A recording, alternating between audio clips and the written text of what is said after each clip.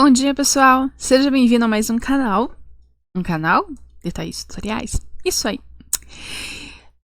Hoje, então, a gente vai continuar com a nossa leitura, né, o nosso audiolivro, e sobre a pedagogia da libertação em Paulo Freire. E assim, a gente vai continuar a partir da última página, que era a página 119, e eu espero que vocês estejam gostando, espero que dê para entender um pouco a leitura, e que vocês, se vocês gostarem, né, não esquecer de se inscrever no canal, de dar os seus likes, deixar os seus comentários e também deixar nos comentários os livros que vocês estejam precisando ou que vocês gostariam que fosse realizado uma leitura deles. Ok? Então eu realmente de coração espero que estejam gostando, né? O meu canal não é um canal assim muito interativo, que tem assim muitas coisas interessantes e engraçadas, porém o objetivo mesmo é que a gente possa estar socializando aí o nosso conhecimento, que a gente possa estar contribuindo, que ao mesmo tempo que eu estou estudando, outra pessoa pode estar estudando junto, ok? Então espero que gostem e vamos direto à leitura. Como eu disse, a gente parou na página 119 e vamos continuar a partir dali com a Experiência Educativa Popular Freiriana do Pro Alto, de Ivanilde Apoloceno de Oliveira. Não há utopia verdadeira fora da tensão entre a denúncia de um presente tornando-se cada vez mais intolerável ao anúncio de um futuro a ser criado, construído, política, estética e eticamente por nós mulheres e homens. A utopia implica essa denúncia e esse anúncio, mas não deixa de esgotar-se a tensão entre ambos, quando da produção do futuro antes anunciado e agora um novo presente. A nova experiência de sonho se instaura na medida em que a história não se imobiliza, não morre. Pelo contrário, continua. Paulo Freire, 1993, página 91.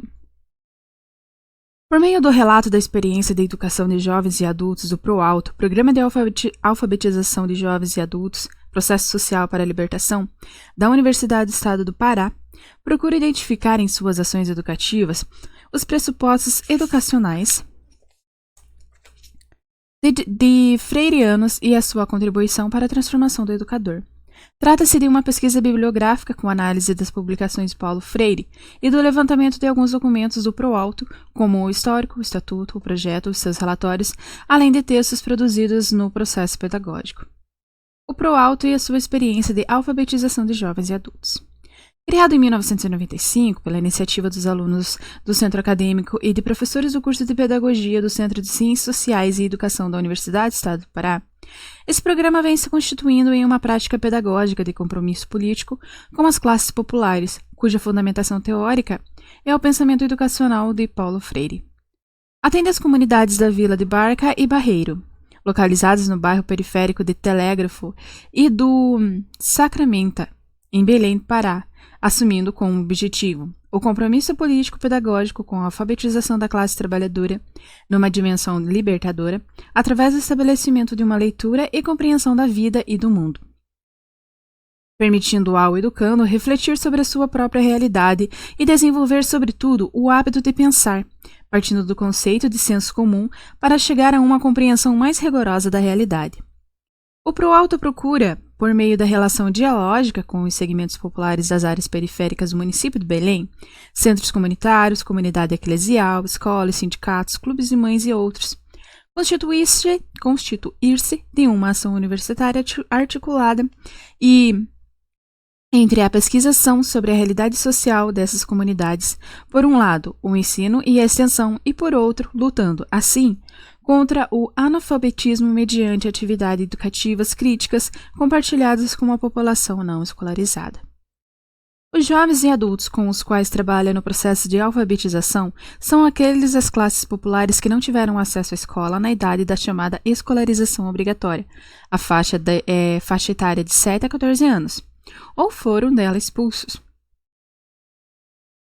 Só em razão aqui a anotação expulso em razão das exigências burocráticas impostas pelo sistema educacional por seguidas reprovações, motivo provável para a também oficialmente denominada evasão escolar. O Proalto atendeu, no período de 1995 a 1998, a um contingente de 74 jovens e adultos, na Vila da Barca e do Barreiro, por meio do curso de alfabetização de adultos. Apresenta ainda uma linha de ação, como linhas de ação, o curso de cursos de capacitação de monitores em alfabetização de adultos, realizados na capital e no interior do estado. Assessoria a projetos de alfabetização de adultos, realização de eventos, produção de materiais instrucionais, além de estudos e pesquisas no campo da educação de adultos. Essas ações têm contribuído significativamente para um projeto social na vida na comunidade da Vila da Barca e Barreiro, bem como na formação dos alunos do Centro de Ciências Sociais e Educação da UEPA, pois tem possibilitado uma reflexão permanente sobre o fazer pedagógico contextualizado na realidade social desses bairros e dos municípios onde atuam, permitindo a interação à teoria e prática, o que interfere positivamente nos próprios cursos de formação, especialmente no curso de pedagogia, do qual este programa é oriundo. A presença de Paulo Freire na ação pedagógica do Proalto. O Proalto é comprometido com uma proposta político-pedagógica de educação popular por seu interesse pela educação de adultos das classes populares e por compreender a educação como um processo social para a libertação. Essa visão político-pedagógica de educação tem as suas bases na sustentação teóricos práticos em Paulo Freire, tanto pela história de vida, evidenciada pelo seu engajamento com a educação dos e das oprimidas e dos oprimidos e dos adultos, constituindo-se um referencial teórico na educação brasileira, quando por concepção educação popular relacionada a uma prática política de transformação social vinculada a uma organização e mobilização no qual o saber das classes populares está presente.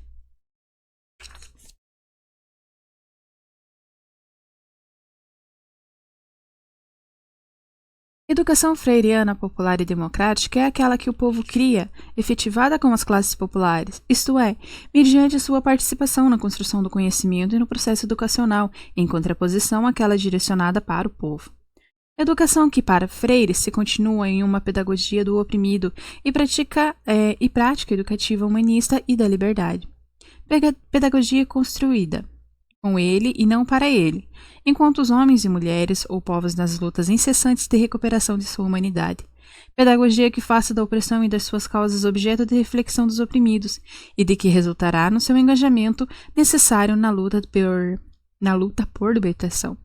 Educação freiriana é caracterizada como situação de classe, pelo engajamento político-cultural com as classes populares e oprimidas, considerando a sua situação concreta de opressão social. Situação genocilógica, pelo fato do sujeito conhecer, construir e reelaborar o conhecimento por meio da educação, por meio da comunicação e diálogo com os outros sujeitos.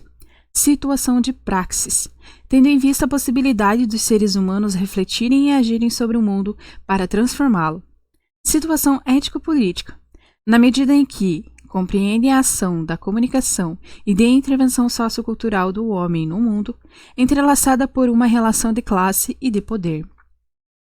Essa visão da educação implica um papel ético-político em relação à formação e libertação dos seres humanos, os quais estão situados em um contexto histórico, social, cultural e político determinado.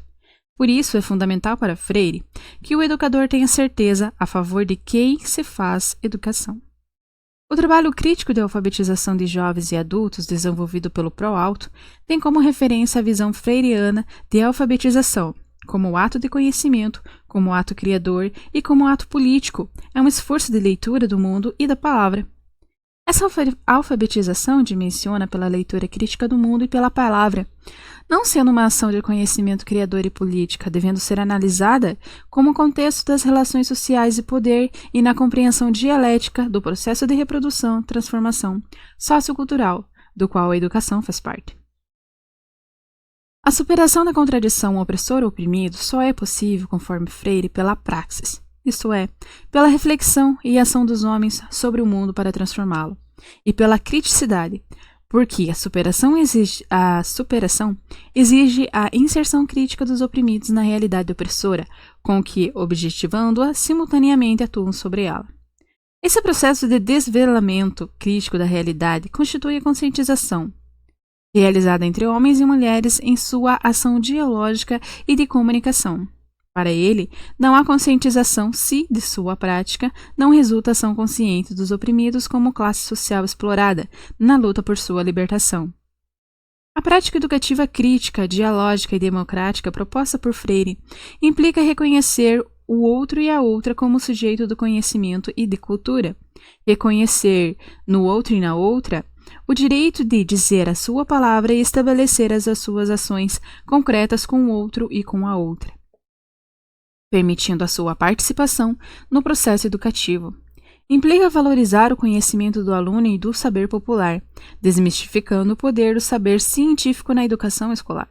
Na visão freiriana, quem apenas fala e jamais ouve, quem imobiliza o conhecimento e transfere a estudantes, não importa se de escolas primárias ou universitárias, quem o ouve o eco ou apenas de suas próprias palavras numa espécie de narcisismo oral, quem considera a petulância da classe trabalhadora reivindicar os seus direitos, quem pensa, por outro lado, que a classe trabalhadora é demasiado inculta e incapaz, necessitando por isso de ser libertada de cima para baixo, não tem realmente nada a ver com a libertação nem democracia. Esses pressupostos constituem a base da metodologia de trabalho constituída pelo Proalto em seu projeto, na medida em que considera o diálogo entre os sujeitos entendido como parte da própria natureza histórica dos seres humanos, no qual se trabalha a interação entre o saber experimental dos alunos e das alunas e o saber científico erudito. Considera a oralidade como fonte de expressão dos homens e mulheres sobre o seu existir, o seu saber experienciado e as suas culturas, e que permite ao outro dizer a sua palavra, expressar sua visão cotidiana do mundo. 3. Considera a praxis como um processo dialógico permanente de reflexão-ação sobre o fazer educativo. 4. Considera a criticidade que possibilita aos educandos e educandas problematizarem a realidade social e explicitarem a razão de ser dos fatos e ao estimular a curiosidade e o fato de perguntar. 5. Parte de temas geradores extraídos da vivência existencial e social dos participantes do processo educativo. 6. Procura criar situações variadas de aprendizagem que favoreçam os educandos e educandas serem sujeitos do conhecimento, da história e da cultura. 7.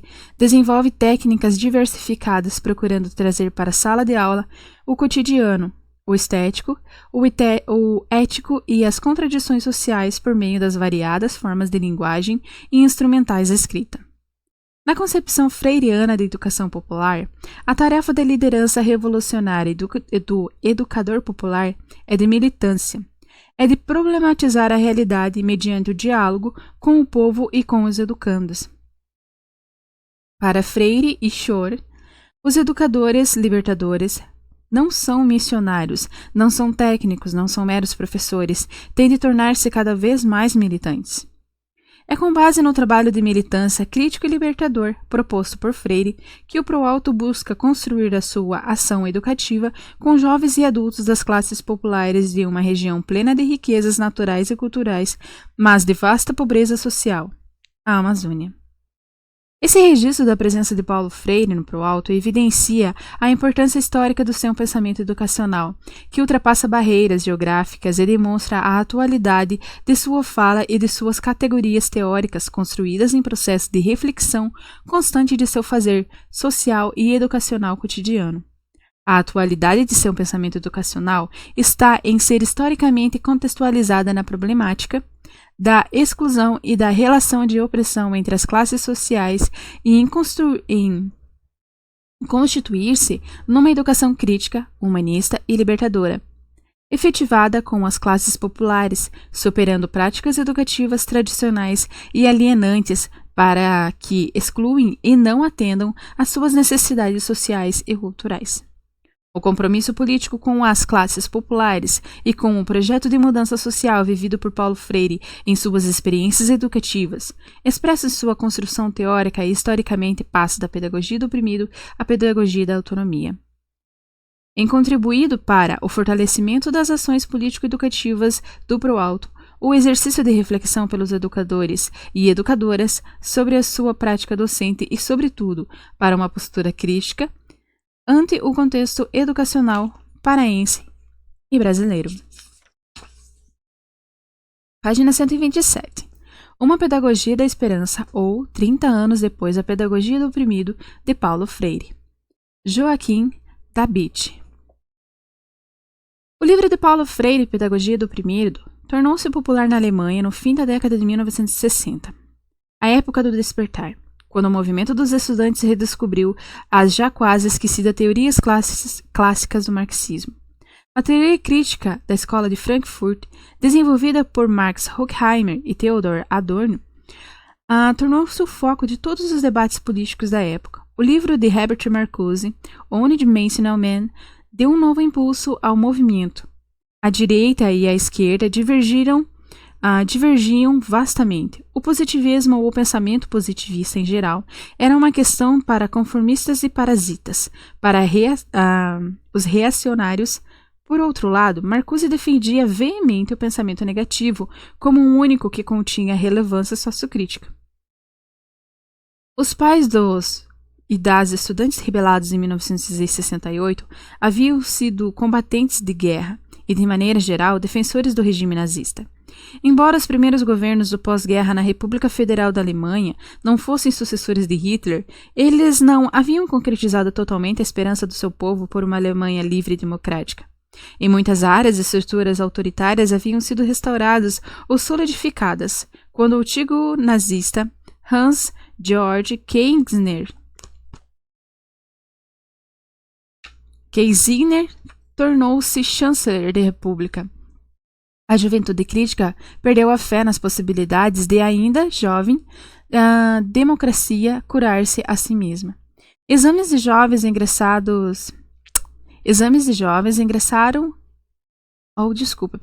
Enxames de jovens ingressaram no movimento anti-autoritário liderado pela Sozialistische Studentenbund, que é a Sociedade dos Estudantes Socialistas da Alemanha.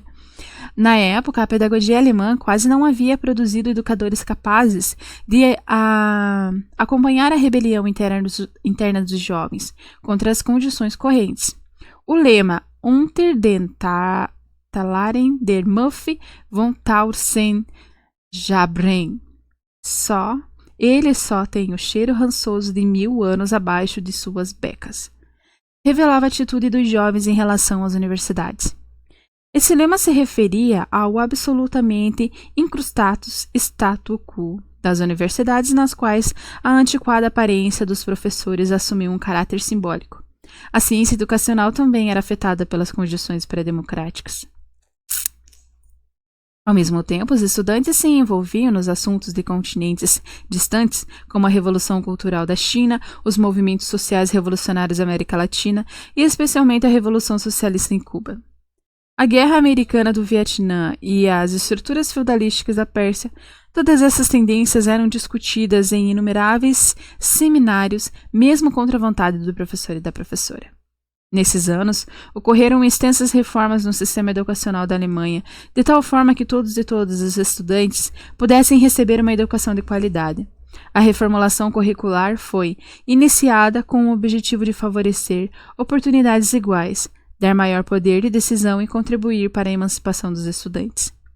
Em particular, debatiam-se as ideias de Paulo Freire, as quais foram parcialmente adotadas neste processo.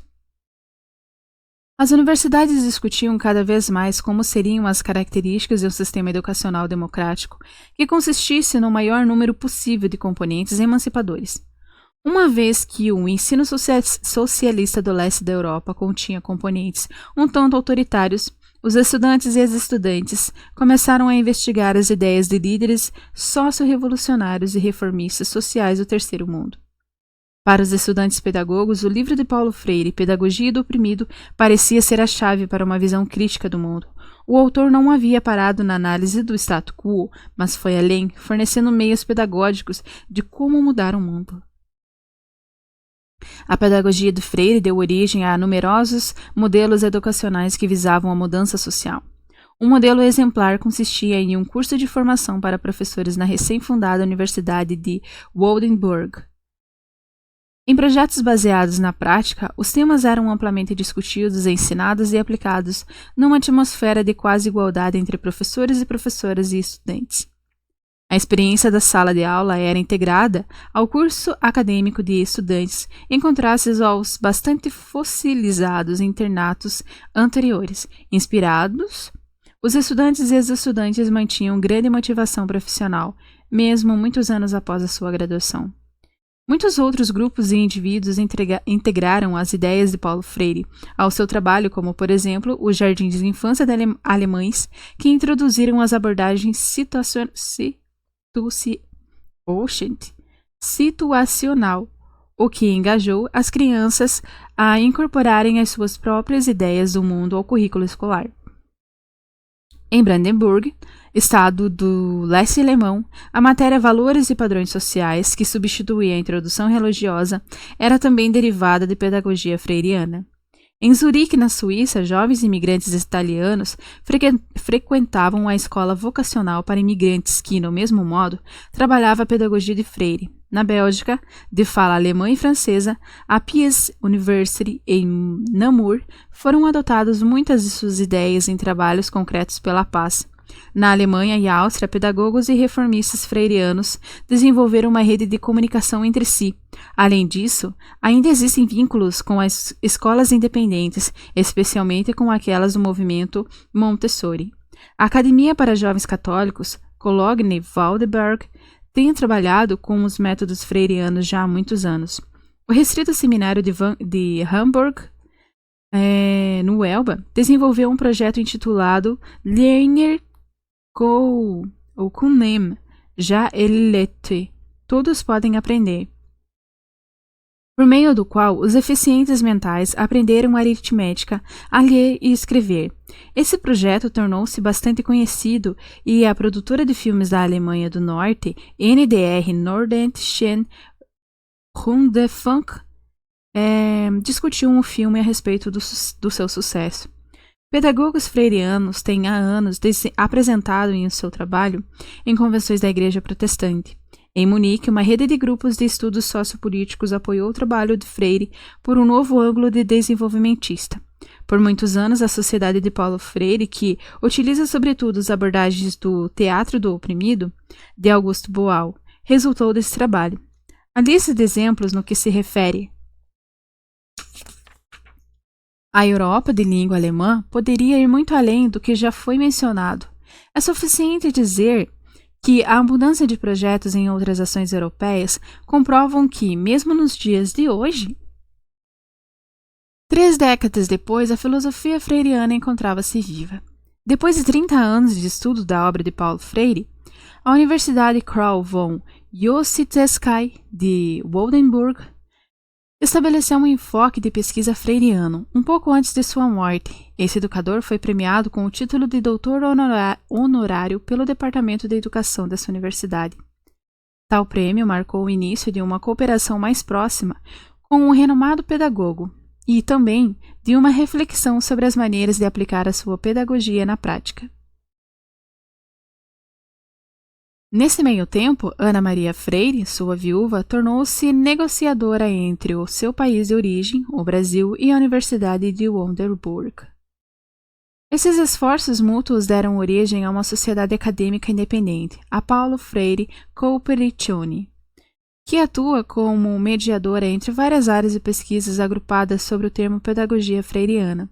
Em cooperação com os pedagogos do mundo inteiro, os diferentes aspectos da pedagogia freiriana estão sendo adotados e os seus métodos dialógicos e ideias sobre mudança social e individual estão sendo aprofundados. As extensas reflexões de Paulo Freire são brilhantes, no entanto, contrário ao que se esperaria de um pedagogo, elas não possuem um caráter normativo. Suas ideias são abertas, isto é, suscetíveis a objeções e definitivamente não estão completas. Ele permitia que as contradições surgissem e, ao mesmo tempo, defendia veemente a paz e a justiça. A pedagogia do oprimido é uma acusação contra todos os opressores da terra, sendo não só a favor do oprimido, mas também um sinal de fé no futuro, que não permite a perca da esperança. Com base nesta obra, desenvolveu-se consequentemente a pedagogia da esperança. A obra de Freire traz esperanças aos oprimidos e oprimidas de incontáveis países do mundo, aos que buscam uma vida mais digna. É a esperança de que os políticos dos estados pobres e ricos cumpram as suas responsabilidades e que os povos das nações do primeiro mundo tomem cuidado para que a sua riqueza não termine em uma ajuda humanitária fracassada e em condições de vidas miseráveis. Com a pedagogia do oprimido, Paulo Freire deixou seus códigos e sinais para a pedagogia que se cruzam a todas as fronteiras linguísticas e culturais, independentemente de onde elas se encontram na Terra. Onde quer que a opressão e a injustiça tornem-se intoleráveis, os seus livros são passados adiante e lidos. Onde quer que as pessoas vivam e em contentamento e riquezas, as ideias de Freire indicam o caminho para o diálogo, a solidariedade e a construção de um só mundo. Página 133. A pedagogia do oprimido na Alemanha. Ainda Joachim Schroeder. Uma das primeiras manifestações da pedagogia do oprimido na Alemanha pode ser encontrada no primeiro, ou melhor, no periódico político semanal Der Spiegel, número 9 de 1970. Nele, Ivan Illich apresenta as campanhas brasileiras de alfabetização de Paulo Freire e desenvolve as suas próprias teses e demandas pela descolarização da sociedade. Na Alemanha de 1970, a pedagogia libertadora da América Latina teve o seu devido sucesso, sendo destacada nas primeiras páginas de periódicos educacionais e atraindo atenção em manchetes como Acabem com as escolas, um desafio do terceiro mundo e as escolas sem muros, uma pedagogia das favelas.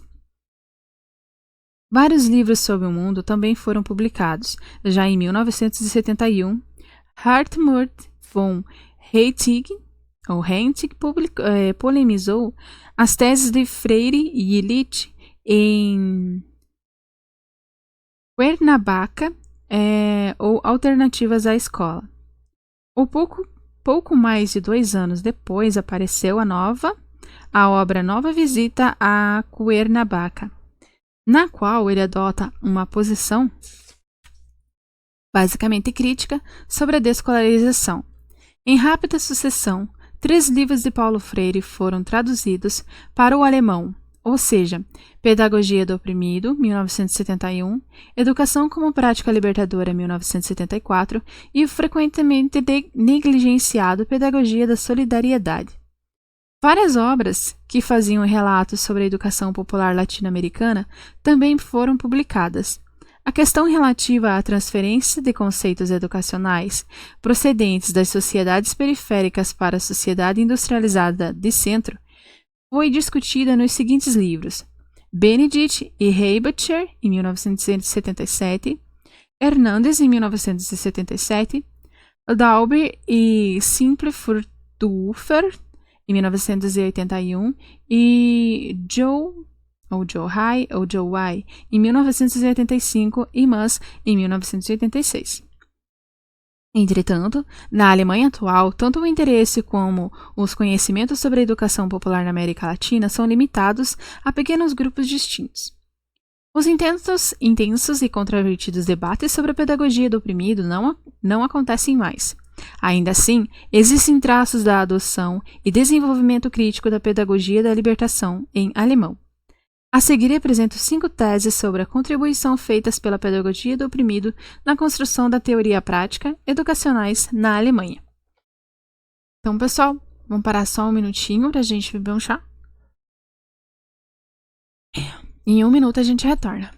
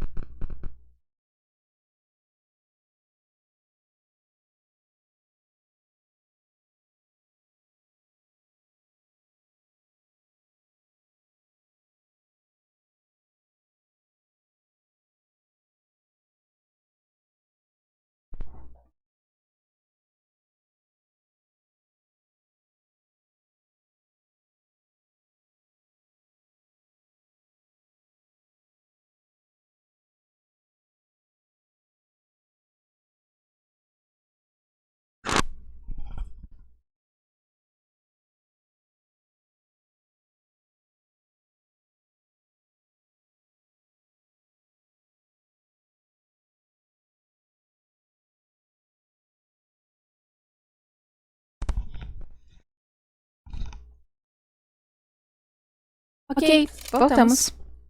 A pedagogia do oprimido contribuiu para a descoberta do terceiro mundo e no primeiro mundo. Vamos lá. O terceiro caminho educacional do terceiro mundo era visto com grande interesse na Alemanha na década de 1970, uma vez que os seus conceitos educacionais eram abertamente críticos quanto aos alicerces das sociedades industrializadas, como resultado a adoção dessa crítica, que foi combinada com a questão sobre o que o primeiro mundo poderia aprender com o terceiro mundo. O compromisso com uma pedagogia da libertação na Alemanha coincidiu com amplos debates sobre a hipótese do déficit e da diferença. A questão na época consistia em saber como as desvantagens educacionais das crianças marginalizadas, frequentemente descritas como crianças de classe mais baixa, poderiam ser compreendidas e resolvidas. Alguns acreditavam que a esperança de vida dessas crianças acreditavam que a experiência de vida dessas crianças fazia que elas se tornassem deficientes, subdesenvolvidas, negligenciadas e retardadas. Portanto, elas precisavam de uma série de medidas educacionais compensatórias e especiais que as tornariam capazes de alcançar as outras. Outros acreditavam que elas não eram deficientes, nem estúpidas, mas meramente diferentes e que suas vidas eram marginalizadas e oprimidas pela cultura burguesa. Daí a razão de elas não conseguirem se ajustar nas escolas, que transmitiam valores e padrões da classe média. Com a ajuda de conceitos-chave da pedagogia do terceiro mundo, essas diferenças e a marginalização social das subculturas poderiam ser descritas em seus próprios termos, novos mundos de experiência, com as suas próprias regras, sistema de valores e estratégias cotidianas da cultura da pobreza, a qual possui formas específicas de expressões linguísticas, culturais e simbólicas, absolutamente vivas em uma cultura não burguesa, foram descobertas. Além disso, as camadas oprimidas da sociedade alemã tornaram-se mais visíveis. A preocupação com os oprimidos do terceiro mundo distante levou à sua descoberta pelo mundo, ou melhor, pelo primeiro mundo. Os trabalhadores e trabalhadoras migrantes, os alunos e as alunas com problemas educacionais, os analfabetos, os sem-teto e os presidiários foram descobertos na sua cultura do silêncio, tornando relevante a questão de uma pedagogia dos oprimidos e das oprimidas para o primeiro mundo. As primeiras tentativas de adoção da pedagogia freiriana ocorreram na área da educação de trabalhadores migrantes. O desenvolvimento de materiais didáticos e de formas de trabalho semelhantes aos usados no curso de língua visava não só contribuir para o desvelamento e a solução da marginalização social desses trabalhadores, como também permitir uma reflexão sobre a posição social e a organização política das famílias migrantes. Encontrava-se frequentemente uma orientação pedagógica de libertação na educação especial e remediadora.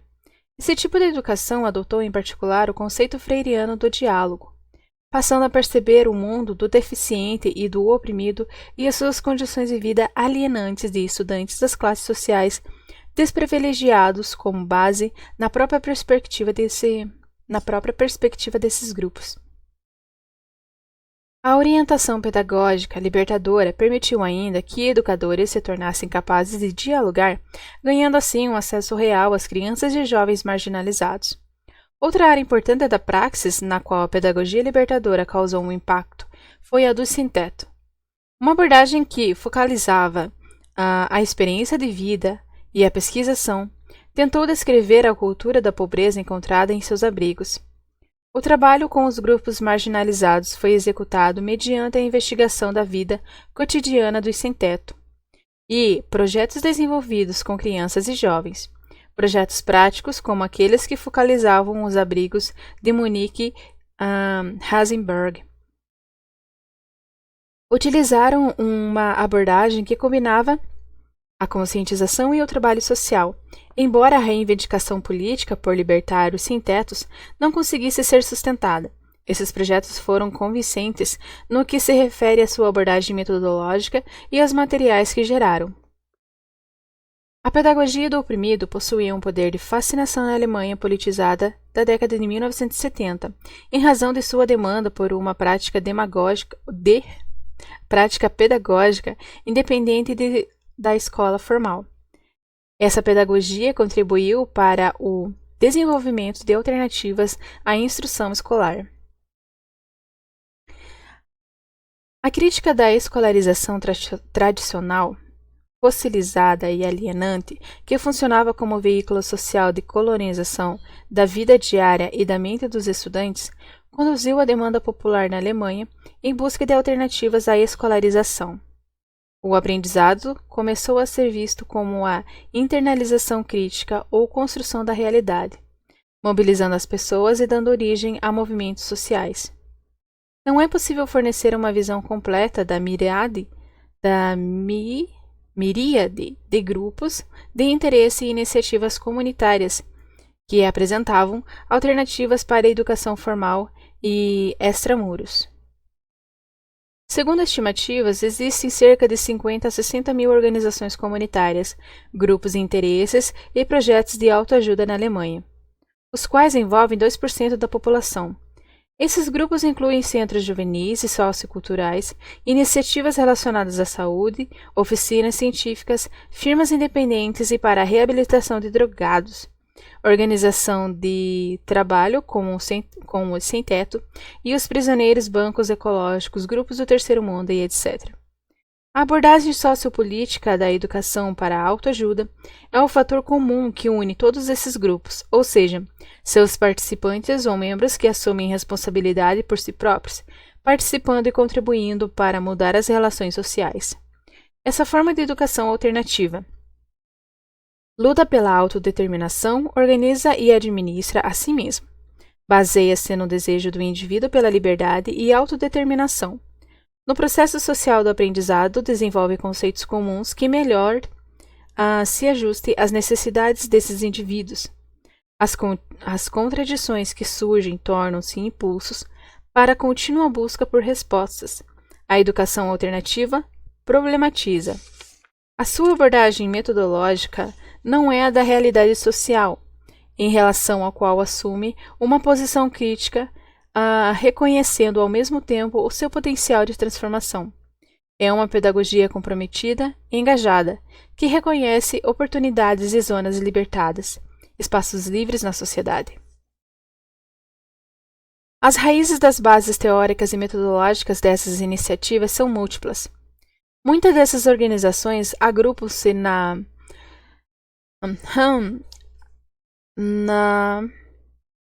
Arbeitsinmeschenfett, Socialpolitischer Arbeitskreis, algo assim, é AGSPAK, uma sociedade civil de associação de grupos de interesse sociopolíticos que trabalham nas áreas de educação e economia alternativas, em abrigos para os sem-tetos e deficientes, com a juventude, nos centros de reabilitação para drogados e criminosos, etc. O trabalho de todos esses grupos baseia-se grandemente no ethos da conscientização da pedagogia da libertação. Além disso, o trabalho educacional na Academia dos Jovens de Valberg, estabelecida em 1967, segue os passos de Paulo Freire em seu trabalho de politização extramuros, educação política, com a juventude e adultos jovens das classes excluídas. A academia busca encontrar os temas geradores dos próprios jovens, associando-se às suas biografias pessoais, experiências e condições vividas, as quais são caracterizadas por várias formas de violência e medos em relação ao futuro. A pedagogia do oprimido contribuiu para a descolarização da escola. Como já indicado, a adoção da pedagogia do oprimido na Alemanha ocorreu por ocasião dos debates sobre a descolarização. Como descrito anteriormente, uma multiplicidade de alternativas educacionais à escola formal surgiu com uma grande rapidez. No entanto, a questão que se procurava responder era até que ponto a escola como instituição poderia mudar. Já em 1971, a escola de Jülich, Hartmut von Heiting, argumentou que a questão real não era a abolição radical do sistema de educação pública nas sociedades industrializadas, mas sim a descolarização radical das escolas, que fossem reformadas quanto ao espaço, as experiências de vida dos estudantes poderiam se tornar mais humanas e preparar as crianças e os jovens para assumir um comportamento social responsável. Acredita que as escolas deveriam ter ou ser espaço onde essas crianças e jovens pudessem conhecer a si mesmos, adquirir um comportamento responsável e aprender o significado da democracia. Von Hayek propôs que elas fossem libertadas pelo sistema e que se desenvolvessem alternativas ao aprendizado escolar experiencialmente empobrecido. Apesar da existência de ideias muito diferentes a respeito da descolarização da escola, havia uma causa comum. O debate sobre descolarização está assumindo correntemente formas teóricas e práticas muito diferentes. O que existe em comum é a descolarização da escola. Primeiro, pela mudança do aprendizado para vários espaços de aprendizados. Segundo, pelo alinhamento do currículo à experiência vivida dos educandos. Terceiro, pelo trabalho de educadores leigos instruídos, que atuam como professores e educandos e que, ocasionalmente, substituem professores academicamente treinados. A seguir, descrevemos alguns exemplos selecionados de uma multiplicidade de projetos escolares relacionados às 3 dimensões da descolarização das escolas, que fazem referência explícita à pedagogia da libertação. Espaços de aprendizado. A atividade educacional de uma escola secundária situada em um empobrecido subúrbio de classe média operária em Wiesbaden foi reorganizado de acordo com a estrutura conceitual da pedagogia da favela. A escola deveria se tornar o centro comunitário. De acordo com o princípio dos temas geradores, os estudantes deveriam desenvolver projetos de pesquisa sobre os problemas e conflitos encontrados no subúrbio. Em preparação para as aulas práticas, eles investigaram o ambiente de trabalho e as condições de vida dos seus pais e de outros residentes da área. Um outro projeto desenvolveu uma pesquisa sobre a renovação do subúrbio. Estudantes questionaram os habitantes sobre as suas aspirações e medos e desenvolveram modelos de renovação urbana em competição com os partidos políticos. Uma vez que os estudantes nunca compreenderam as relações políticas de poder dentro da escola, eles precisam sair das suas 4 paredes. No início, tentamos manter as crianças longe de situações conflituosas. Hoje, elas são atraídas para a área da resolução dos conflitos, uma vez que elas se tornam um projeto. Currículo. Até o momento, a chamada abordagem situacional ou contextual, representa a tentativa mais ampla de contextualizar a pedagogia da libertação no desenvolvimento do currículo. Com apoio e auxílio financeiro das autoridades educacionais nos estados federais de Rhineland-Palatinat e Hessen, em 1972 e 1976, bem como a de Brandeburgo, em 1990, foram desenvolvidos currículos para a escola primária, cujo ponto de partida era a vida diária das crianças. Temas-chave, temas-problema, foram identificados e subsequentemente desenvolvidos em vários códigos, textos, fotografias, cartazes, audiofitas, etc. Como demonstrado pela pesquisa, nem sempre esses códigos representam adequadamente as experiências referentes aos pertencimentos subculturais e de classe econômica das crianças. Frequentemente, os temas e os problemas meramente representavam necessidades e aspirações de indivíduos da classe média. Repetidas vezes, o componente político das situações codificadas se perdia, na medida em que o conteúdo era trabalhado separadamente de suas contradições e condições sociais. Todavia, a abordagem contextual situacional é a tentativa de aproximação bem mais desenvolvidas para a projeção de um currículo do tipo popular e desescolarizante. Heimer e Zimmer, 1975, Brandt e Heimbucher, 1977. Educadores leigos, não profissionais. Muitos exemplos, e outros colegas ou professores que não são professores, são descritos no livro de Mathieu de Schulleauf, L'habit labien, ou des Leberrien. Abram as escolas e deixe a vida entrar. Pais, vizinhos, gente capaz de criar coisas interessantes, pessoas dispostas para dar cursos nas escolas, às vezes na base do trabalho voluntário, peritos aposentados, artistas, músicos e pessoas desenvolvidas com o esporte eram nomeados pelas escolas para que as suas habilidades pudessem ser utilizadas para fins educacionais. Muitas das demandas e oportunidades inerentes ao debate sobre a descolarização não parecem muito excitantes, provocativas ou sugestivas nos dias de hoje. No entanto, é importante lembrar os progressos que ocorreram na escola e na educação nas últimas décadas, bem como questionar os mitos sobre a educação que caracterizam a política e a prática educacional corrente. Quais são as vacas sagradas que profeciam que precisam ser sacrificadas e que as áreas de descolarização da sociedade foi implantada, com quais resultados desejados e consequências indesejáveis. Além disso, é também importante repensar a escola e questionar se o caminho da descolarização oferece um modelo viável para a futura reavaliação do assunto sobre a escolarização. A pedagogia do oprimido ampliou a didática e a metodologia da educação política. O conceito de conscientização visa ao desvelamento crítico da realidade a fim de permitir uma participação ativa na sua construção. A profundidade com que a alfabetização está envolvida na matriz das culturas e nas disposições antropológicas tornou-se clara para nós por meio da pedagogia do terceiro mundo. A alfabetização é um problema cultural, antropológico, premente e, portanto, só pode se tratar apropriadamente no âmbito das teorias antropológicas. A América Latina forneceu o Insight, que mostrou que o aprendizado da leitura não é apenas uma técnica funcional, mas um processo de aquisição cultural ou acultural.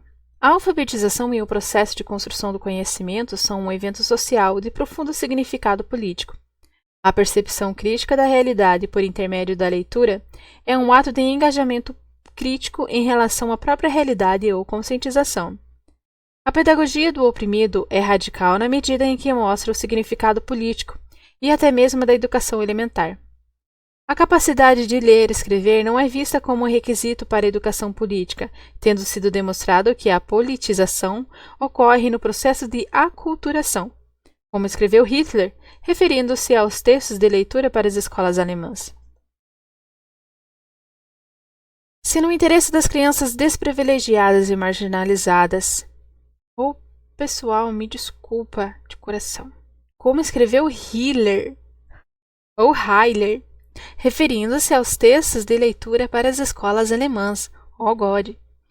Se, no interesse das crianças desprivilegiadas e marginalizadas de demandas textos apropriados ao desenvolvimento das suas consistências, então não podemos mais nos satisfazer com as respostas usuais dadas pelos textos dos primeiros anos escolares, os quais não suscitam de maneira alguma questões sobre os padrões de interpretação, representação e leis dos seus próprios ambientes social. Em resultado, o engajamento crítico com esses textos, sem falar na sua internalização, é impossível.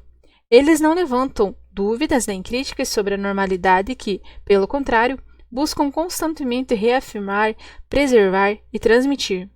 O que tem acontecido durante a fase de leitura inicial é apenas uma engenhosa colonização da consciência desses estudantes. A abordagem didático-metodológica da pedagogia da libertação, que visa a conscientização, foi adotada e desenvolvida nos mais divergentes campos o da educação. Alfabetização.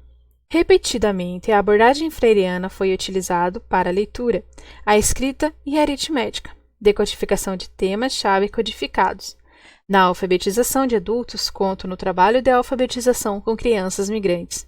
By Mark Schudut, 1985, Bon, 1982 e 88, e Nier et al., 1988, data 1991. Didática visual. O trabalho educacional com os códigos foi destacado em textos icônicos, particularmente por Hiller ou Hiller. As crianças procedentes de famílias que raramente utilizam linguagem escrita, isto é, a maioria dos estudantes geralmente labutam com um grande esforço nas escolas que oferecem uma educação geral, acadêmica. Virtualmente, todo o conteúdo relevante do aprendizado é apresentado por meio de textos escritos, que requerem a decodificação e a interpretação.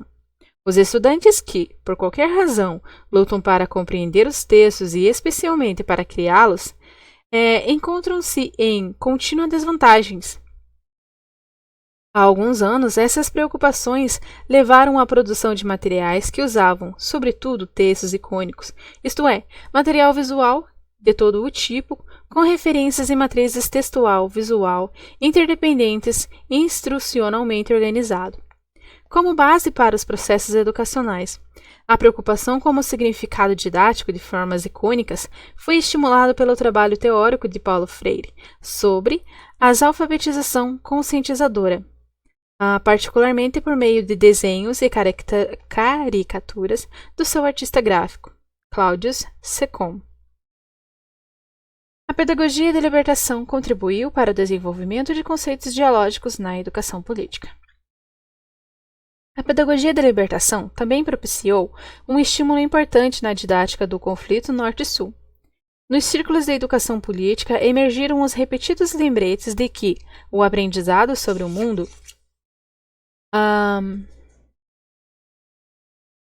aprendizado sobre o terceiro mundo não deveria significar o seu esquecimento.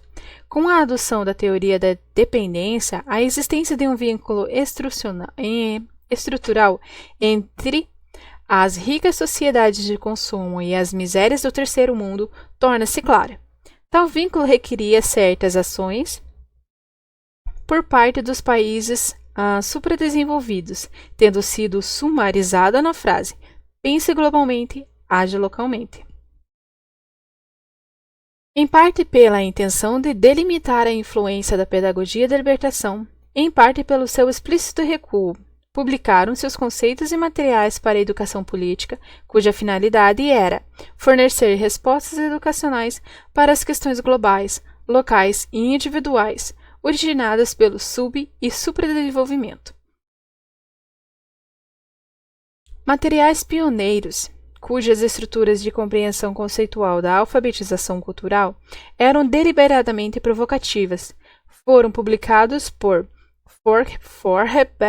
Forbeck e Viezande. Por exemplo, antes que os europeus, supostamente iluminados, esnobemente se encalharem com os exóticos habitantes do terceiro mundo, assim prossegue o argumento, eles deveriam se olhar no espelho, comparados às comumente desprezadas culturas subdesenvolvidas. Os europeus poderiam reconhecer-se como nativos capturados pelos seus próprios mitos. Em materiais como Atlas der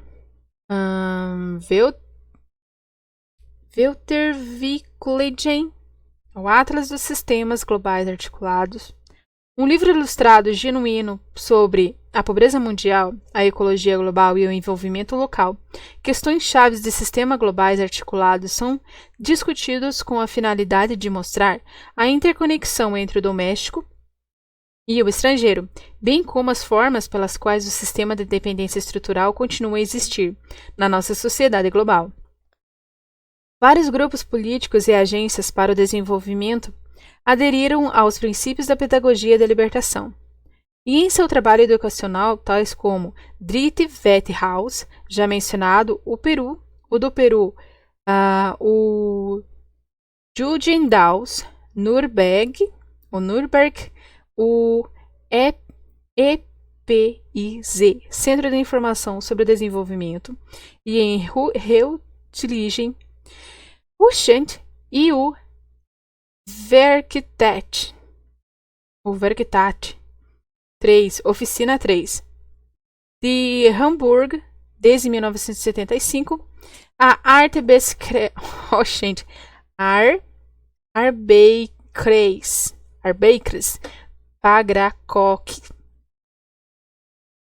Pedagógica Paulo Freire. Associação Pedagógica Paulo Freire. Uma afiliação ampla, com cerca de 100 pessoas, tem articulado trabalhos políticos e de desenvolvimento. Em 1994, a associação passou a ser Paulo Freire Gesellschaft, PFG, Sociedade de Paulo Freire.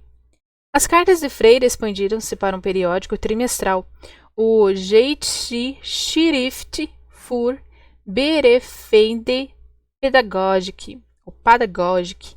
Em 1996, a cooperativa de Paulo Freire foi fundada em Oldenburg. No entanto, os mesmos projetos de desenvolvimento concretos, que envolvia países do terceiro mundo, atraíram críticas pelas suas formas, algumas vezes condescendentes e outras vezes neocoloniais, de comunicação e relações de trabalho entre os ricos e os pobres, os doadores e os recebedores.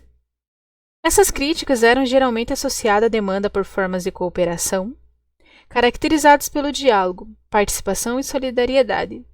Muitos projetos populares, como o de Chile, do Peru, da Nicarágua, escolheram a educação popular como estrutura comunicativa comum para o desenvolvimento de um projeto de praxis, ou modus operandi, que visava o diálogo e a conscientização recíproca. É evidente que na Alemanha, assim como em todos os países industrializados, cada campo de trabalho educacional, descrito aqui, continuará a depender de uma pedagogia para os oprimidos e marginalizados, tendo em vista os processos socioeconômicos, o progressivo empobrecimento social e o resultante aumento da violência, do desemprego e da falta de habitação. Os processos judiciais não selecionados e os problemas de integração social de refugiados das regiões empobrecidas e devastadas pela guerra, o número crescente de estudantes que abandonam as escolas e de jovens que não encontram locais de aprendizagem nem empregos, que não têm outra opção de lutar no setor informal ou nas ruas. É extremamente urgente e importante que se continuem questionando quais são as lições que um empreendimento educacional pode extrair da teoria da dependência do insight derivando da pedagogia da libertação, que a pobreza de muitos é a pré-condição para a riqueza de poucos.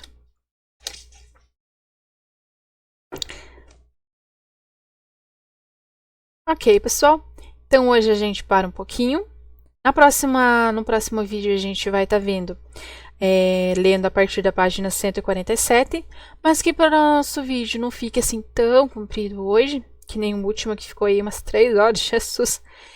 Então hoje a gente vai parar aqui. Espero que vocês estejam entendendo, que vocês estejam gostando.